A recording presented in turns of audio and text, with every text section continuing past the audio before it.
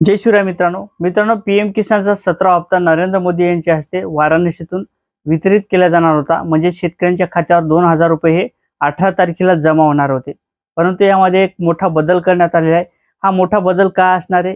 शेतकऱ्यांच्या खात्यावर 18 तारखेलाच पैसे जमा होणार आहेत का? काही नवीन तारीख मिळणार आहे? या संदर्भात आपण सविस्तर अशी माहिती घेण्याचा प्रयत्न करणार आहोत। मित्रांनो, मी गणेश ठाकरे, कृषी सातबारा या YouTube चॅनलवरती आपलं स्वागत आहे। शेतकरी मित्रांनो, सरासरी शेतकऱ्यांना 16 हप्त्याचं वितरण करण्यात आलं होतं। म्हणजे सर्व शेतकऱ्यांच्या खात्यावर हे 16 हप्त्याचे पैसे जमा झाले होते।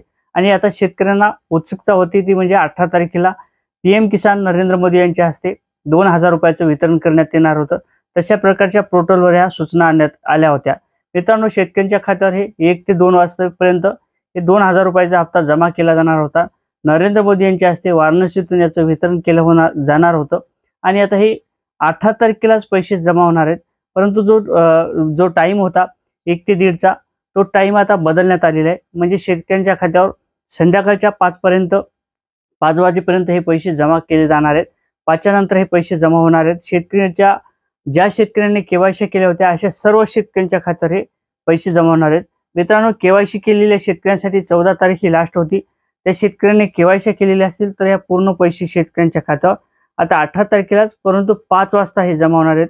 जे टाइम 2चा ते 1:30चा होता, आता हे 5 वाजेपर्यंत हे पैसे सर्व जमा केले जाणार आहेत। मित्रांनो, असेच नवीन अपडेट घेण्याकरता नक्की चॅनलला सबस्क्राईब करा। जय शिवराय।